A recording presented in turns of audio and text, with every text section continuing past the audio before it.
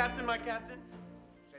I presume that out of the 3 films I'm discussing in this series, Dead Poets Society is perhaps the most well known, not only by its Carpe Diem Seize the Day slogan plastered all over the internet, but also by this climactic "Oh Captain, my Captain" scene that has gone on to be a famous scene signifying rebellion and the assertion of individuality. The film is about an English teacher at a prestigious boarding school called Welton, reigniting his students' forgotten passions and ambitions through literature and poetry. Along with this main plot, there are also lessons of the importance of individuality and of independent thinking, marking this film not only as one in praise of the arts, but an important one about the coming of age and the way one forges their path in life. But that's not what I'm focusing on today. We don't read and write poetry because it's cute. We read and write poetry because we are members of the human race, and the human race is filled with passion. Medicine, law, business, engineering, these are noble pursuits and necessary to sustain life. But poetry, beauty, romance, love, these are what we stay alive for. My main fascination with the film, albeit as a very biased literature major myself, is how Robin Williams' character, an English teacher called John Keating, awakens the forgotten passions and buried dreams of his students through the beauty of art and literature. Mr. Keating encourages the students to pursue their interests and to recognize the intrinsic values their aspirations hold, rather than to submit to the strictly utilitarian purpose they may serve with traditional education. You take a big risk by encouraging them to become artists, John. When they realize that they're not Rembrandts, Shakespeare's, or Mozart's, they'll hate you for it. We're not talking artists, George, we're talking free thinkers. Free thinkers at 17. Funny, I never pegged you as a cynic. Not a cynic. A realist. Life has long been a battle between the cynics and the optimists, and in a space such as school, where the subjects you take become an important determinant of your university majors, and by extension, employability afterwards, many are pushed towards quote-unquote practical jobs, whereby the study contains directly transferable skills to one's occupations. The students in the film, being in their final years of high school, are on the cusp of childhood and adulthood, with university firmly sandwiched between the two. The students are seemingly forced into predisposed career paths planned by their parents. They're forced to become bankers or lawyers because that's what their parents want them to be. In fact, we can see just clearly how undesirable those careers sound to these kids. They're simply uninterested.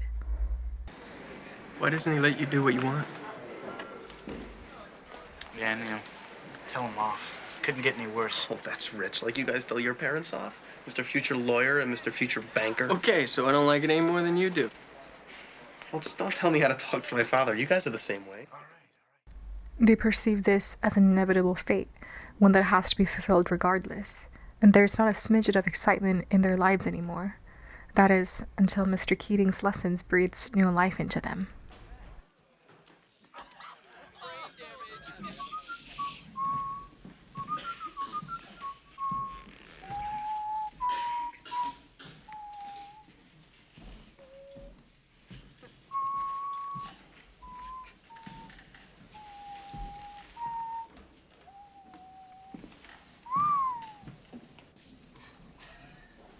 Well, come on.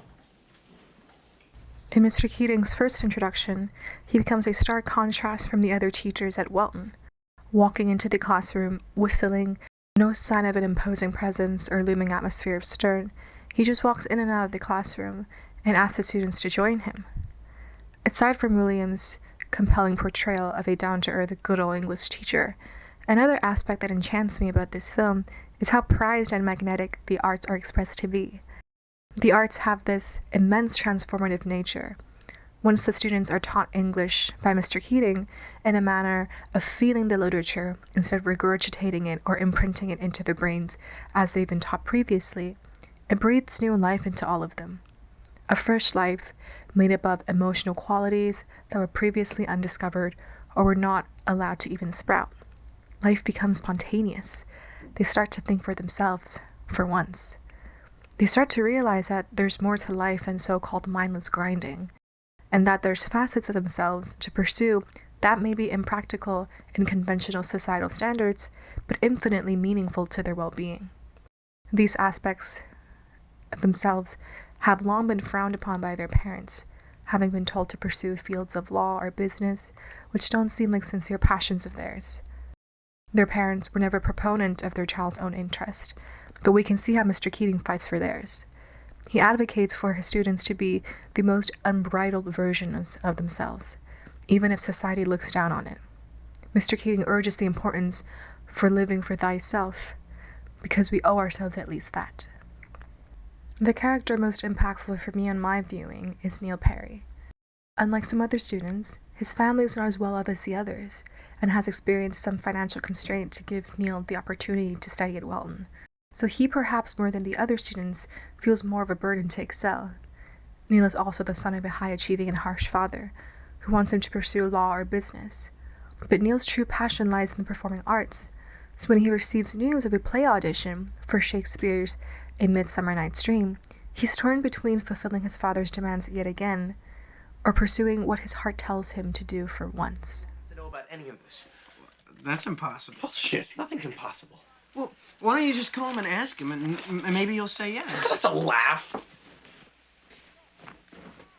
If I don't ask him, at least I won't be disobeying him. Yeah, but if he said no Jesus, before, Todd, whose side are you on? We can see how excited Neil first is when expressing how fun the play could be and how performing is what he's always wanted to do. But we can also see how angered he is by one of his friends advising against it. The loud "whose side are you on" is so simple yet so effective because Neil has never had someone on his side believing in his creative dreams.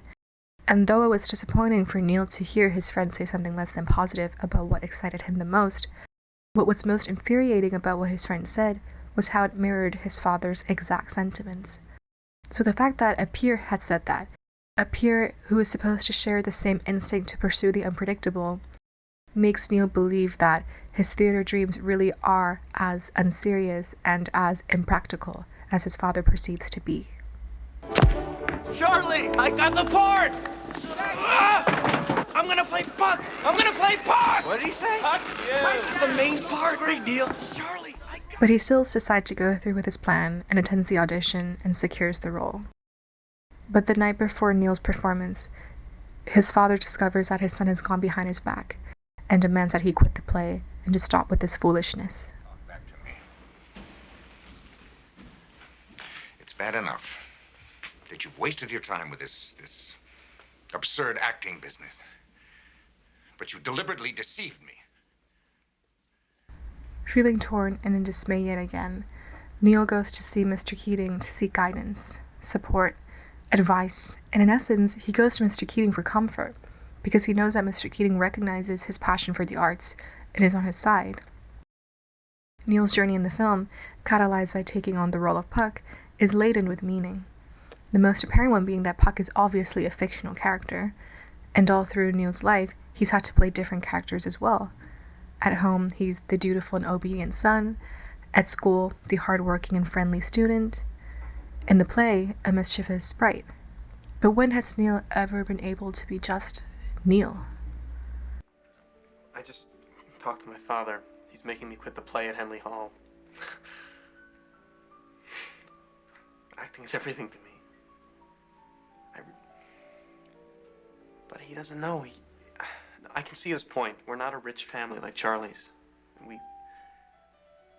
But he's planning the rest of my life for me, and he's never asked me what I want. Have you ever told your father what you just told me? About your passion for acting? You ever showed him that? I can't. Neil has never been able to live authentically without having to don a mask or act in a certain way that appeases his father, appeases the school, or the theater audience.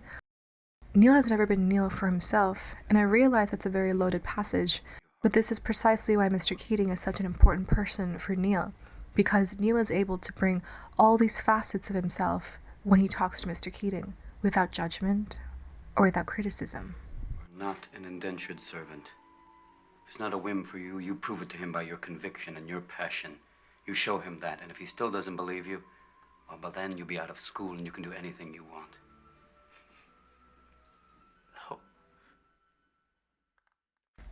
Neil expresses guilt for sneaking behind his dad and doing the play, but Neil is also instantly lit when he talks about performing it the next day. All while talking to Mr. Keating as one of his students, Neil can be completely himself with him and not be judged or demeaned. Neil is met with empathy, truth, and consideration. Because in no way does Mr. Keating tell Neil to abandon his father's wishes and to do the play for the fun of it or to get back at his father. Mr. Keating doesn't cushion the harsh realities either. Rather, he encourages Neil to pursue his dreams in spite of it, to do what enriches his soul, and to do what makes him feel alive and the happiest. In essence, Mr. Keating supports Neil's journey to discover his own version of the truth, of what makes Neil 100% Neil. However, reality has unfolded rather dismally this time around. After seeing Neil's performance nearing the end, his father withdraws him from Welton and enrolls him into a military school. We're not going to let you ruin your life. Tomorrow I'm withdrawing you from Welton and enrolling you in Brayton Military School. You're going to Harvard, and you're going to be a doctor. But that's 10 more years. Father, that's a lifetime! Oh, stop it. Don't be so dramatic. In this moment, Neil knew that whatever he did, or however hard he tried to live in his own accord, he would never be afforded the luxury to see it through to the end, to see whether he was able to pursue or succeed in whatever dreams he wanted to, because his father would always be there to put an end to it, and that the love and support he sought so desperately from his family would never sincerely be on his side. And so, in a very sad turn of events, Neil elects to take his own life, as he saw this as his only escape.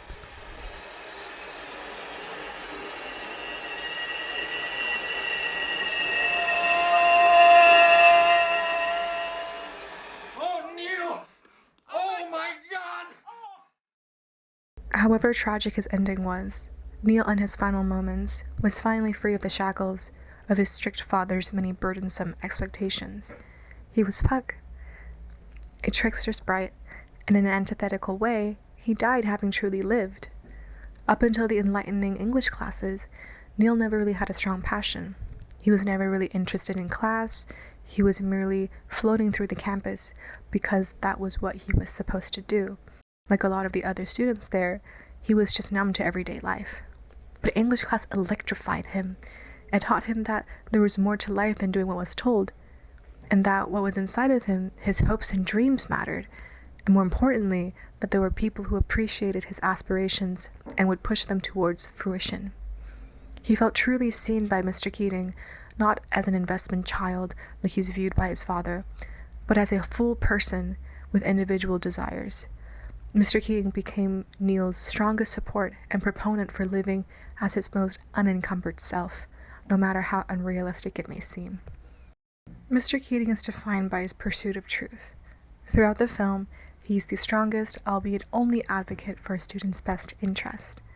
He urges for students to seek their truth, their true voices, their true passions, and their true goals.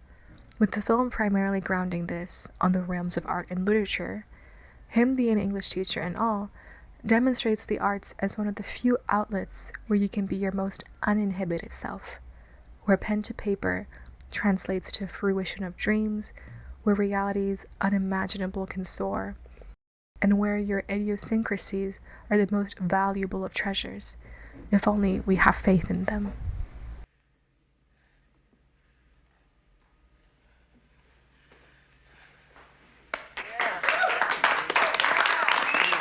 Don't you forget this.